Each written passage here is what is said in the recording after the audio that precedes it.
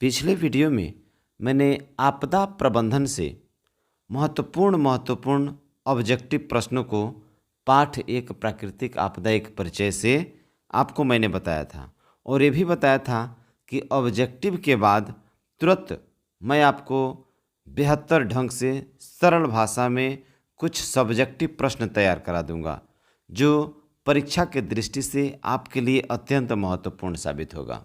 ठीक है, तो मैंने उन महत्वपूर्ण प्रश्नों को तैयार कर लिया है और आज के वीडियो में मैं उन सारे महत्वपूर्ण VVI प्रश्नों को एकदम सरल भाषा में, आसान भाषा में मैंने तैयार कर लिया है। इन सारे प्रश्नों को बस एक बार आप पढ़िए, आपको निश्चित रूप से ये प्रश्न याद होना ही होना है। ठीक है, आइए अब इन प्रश्नों पर हम चर्चा करते हैं। पहला प्रश्न हमारा है कि आपदा क्या है। इस प्रथम पाठ का नाम है प्राकृतिक आपदा। ठीक है, तो प्रकृति के बारे में मैंने आपको बता ही दिया है। तो आज बड़ा ही VVI प्रश्न हमारे पास आया है कि ये आपदा क्या है। ठीक है, किस पाठ से है? तो पाठ 1 से है। ठीक है, प्रथम पाठ का ये सब्जेक्टिव है। तो आपदा के बारे में जानेंगे। देखिए लिखें, प्राकृतिक अथवा मानव के, वो चाहे प्राकृतिक हो या मानव के, भूलवश होने वाली आकस्मिक घटना जिसे प्रत्यक्ष या परोक्ष रूप से अधिकाधिक जन धन की हानि होती है, उसे हम क्या कहते हैं? आपदा कहते हैं। ठीक है, ये आपदा मानव निर्मित भी हो सकता है और प्राकृतिक भी हो सकता है। तो ये दोनों के से भूलवश एक ऐसी अचानक घटनाएं घट जाती हैं जिससे अधिकाधिक जन धन की हानि होती है, उसे क्या कहते हैं? आपदा कहते हैं। क्लियर? दूसरा प्रश्न हमारा है कि आपदा कितने प्रकार का होता है। देखें, एक से एक क्वेश्चन है VVI। आपदा कितने प्रकार का होता है? याद रखिएगा, आपदा 2 प्रकार के होते हैं। कौन कौन? प्राकृतिक आपदा और दूसरा है मानव जनित आपदा। ठीक है, तो प्राकृतिक आपदा क्या है? तो वैसी आपदाएं अथवा घटनाएं जो प्रकृति के द्वारा एकाएक घटित होती है तथा अत्यधिक मात्रा में जन धन की हानि होती है, उसे क्या कहते हैं? प्राकृतिक आपदा कहते हैं। जैसे उदाहरण में देखिएगा, बाढ़, सुखाड़, भूकंप, सुनामी, ये सब क्या है? ये सभी के सभी प्राकृतिक आपदा है। बाढ़ प्रकृति के द्वारा, सुखाड़ भी प्रकृति के द्वारा, भूकंप भी किसके द्वारा? तो प्रकृति के द्वारा ही। सुनामी जो समुद्रों में होता है वो भी किसके द्वारा? प्रकृति के द्वारा। इन सारी घटनाओं से जन धन की काफ़ी क्षति होती है। ठीक है, तो ये सारी घटनाएं क्या है? तो प्राकृतिक आपदा है। क्लियर? अगला है कि मानव जनित आपदा। इसको देखेंगे कि मनुष्य विश्व में, ध्यान दीजिएगा एक एक शब्द पर, क्या आखिर ये मानव जनित आपदाएं होती क्यों हैं? तो मनुष्य विश्व में अपने आप को सबसे ऊपर दिखाने के लिए अथवा मजबूत साबित करने के लिए नए नए आविष्कार और अत्याधुनिक मिसाइलों का परीक्षण करता है, जिससे कहीं न कहीं प्रत्यक्ष रूप से मनुष्य का विनाश हो रहा है। इसी को क्या कहेंगे? मानव जनित आपदा कहते हैं। ठीक है, जैसे में सबसे सटीक उदाहरण इसका है 1945 में अमेरिका द्वारा जापान में एटम बम का गिराना। ये कब गिराया गया था? 1945 में। ये एटम बम बनाया किसने था? तो मानव ने ही बनाया था, मनुष्य ने ही। नष्ट किसको किया? तो मनुष्य को ही किया। ये क्या है? अपने आप को अधिक शक्तिशाली, बलशाली साबित करने के लिए अनेक देश खतरनाक मिसाइलों का क्या करता है? परीक्षण करता है। अपने क्या कहते हैं, हथियार वाले भंडार को पूर्ण रूप से पूर्ण करना चाहता है, भरना चाहता है, ताकि दुनिया उसे सहमे, डरे। लेकिन डरना क्या? वो तो आप ही स्वयं मनुष्यों को नष्ट करने का कार्य कर रहे हैं कि नहीं कर रहे हैं? क्यों? तो अपने आप को काबिल दिखाने के लिए। कारण यही ना है। इसी को क्या कहेंगे? मानव जनित आपदा कहेंगे। क्लियर? तीसरा प्रश्न है, अत्यंत भिविया ये प्रश्न है। देखेंगे कि आपदा प्रबंधन की आवश्यकता क्यों है। वो चाहे मानव निर्मित हो और चाहे प्राकृतिक हो, उसका प्रबंधन, उससे बचने का उपाय तो हमें करना होगा, आगे नहीं करना होगा, एकदम करना होगा। तो देखिए, प्राकृतिक अथवा मानव जनित घटनाओं से निपटने हेतु अथवा जान माल की क्षति क्षति या भरपाई हेतु आपदा प्रबंधन की आवश्यकता होती है। यदि आपदा का प्रबंधन नहीं कीजिएगा तो जान माल का क्षति जो होता है उसमें भरपाई संभव है क्या? नहीं है। तो आपदा प्रबंधन बिना किसी जाति, लिंग, समुदाय आदि के भेदभाव से संपन्न होती है। ठीक है, ये आपदा प्रबंधन में कहीं से आप किस जाति के हैं, हमें किसी जाति विशेष को बचाना है, किसी लिंग विशेष को बचाना है, किसी समुदाय विशेष को बचाना है, ऐसा भेदभाव कदापि नहीं होना चाहिए। बस एक ही लक्ष्य होता है कि हमें मनुष्यों को बचाना है। ठीक है, आगे प्रश्न पर बढ़ते हैं। चौथा नंबर प्रश्न हमारा कह रहा है, देखिए ये भी अत्यंत वीवीआई प्रश्न है, बहुत वीवीआई, कि प्राकृतिक आपदा एवं मानव जनित आपदा में अंतर लिखें।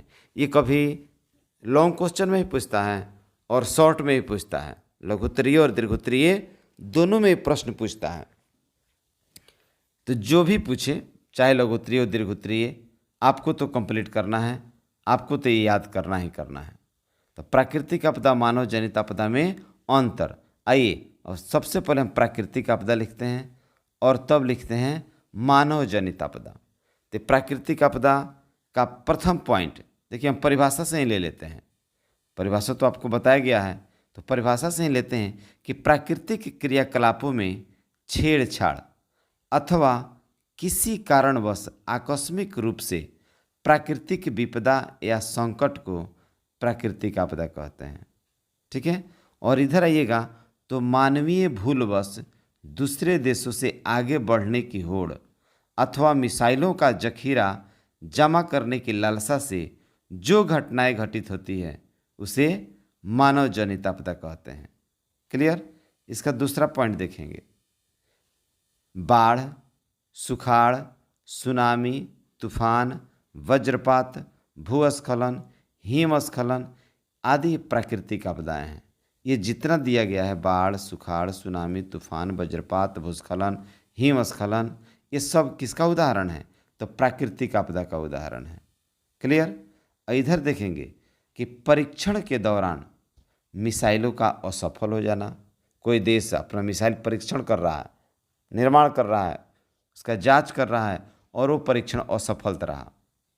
बमबारी, युद्ध, आतंकवादी घटनाएं एवं दंगे मानव जनित आपदा के उदाहरण हैं।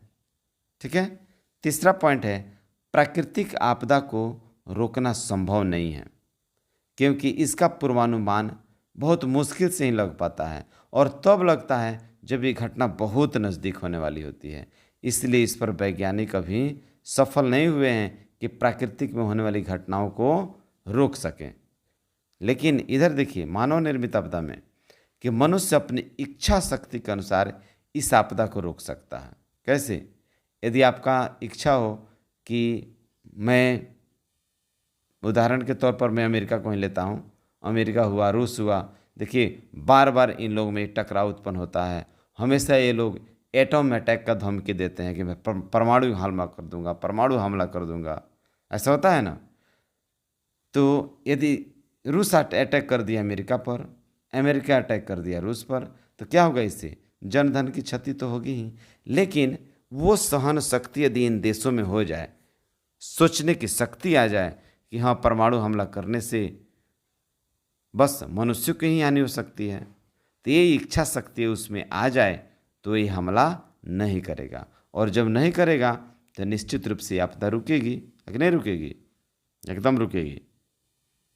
चौथा पॉइंट है कि प्राकृतिक आपदाओं के आने के बाद पुनरुत्थान सरल नहीं होता है क्योंकि ये आपदाएं विस्तृत क्षेत्र को प्रभावित करती है। बाढ़ आ गया, सुखाड़ आ गया, भूकंप आ गया, तो ऐसे ही नहीं ना कि 1 किलोमीटर 2 किलोमीटर में प्रभावित किया, ये तो 100 किलोमीटर, हजारों किलोमीटर, बहुत दूर दूर तक प्रभावित करता है। तो जब प्रभावित किया तो क्या इससे निपटना उतना आसान है क्या? जी नहीं। तो प्राकृतिक आपदा से निपटना आसान नहीं है। लेकिन मानव जनित आपदा है, कुछ क्षेत्रों में भारी नुकसान पहुंचाते हैं, इसका उत्थान जल्द हो सकता है। कहीं बम ब्लास्ट हो गया तो किसी निश्चित क्षेत्र पर नहीं ना होगा, वहाँ कुछ जन का हानि होगा। कोई मिसाइल दाग दिया तो किसी निश्चित जगह पर जाकर गिरेगा, है ना? तो इसका उत्थान संभव है। ठीक है, आइए अगले प्रश्न पर बढ़ते हैं। 5वां प्रश्न हमारा कर है, आपदा प्रबंधन की आवश्यकता एवं अनिवार्यता को लिखें। आखिर आपदा प्रबंधन की आवश्यकता क्यों है? क्यों है आवश्यक, क्यों ये अनिवार्य है? आइए उत्तर पर देखिए कि मनुष्य एक सामाजिक प्राणी है। मनुष्य एक सामाजिक प्राणी है तथा समाज में हर जाति, वर्ग तथा धर्म के लोग रहते हैं। चूंकि आपदाएं सबको प्रभावित करती है, अतः हम सभी की प्रयास से ही अपना बहुमूल्य जीवन बचाने का मौका मिलेगा। इसकी अनिवार्यता इसलिए महत्वपूर्ण है क्योंकि बहुत सारी घटनाएं आकस्मिक रूप से बिना किसी पूर्व सूचना के हमारे आस पड़ोस या देश में घटित हो जाती है। अतः इस विनाश को कम करने अथवा जीवन को सुचारू रूप से चलाने के लिए प्रबंधन की आवश्यकता होती है। ठीक है, तो ये 5 प्रश्न आपका कंप्लीट हो जाना चाहिए। ठीक है, ये 5 प्रश्न क्लियर हो गया। इस चैप्टर से इससे अधिक प्रश्न आ ही नहीं सकता है आपके बोर्ड एग्जाम में। कोई भी प्रश्न आएगा इन्हीं 5 में से एक रहेगा। और जल्द ही मैं दूसरे पार्ट का भी ऑब्जेक्टिव और सब्जेक्टिव दोनों लेकर आऊँगा। ठीक है, चलिए तो अगले वीडियो के इंतज़ार में। Good bye.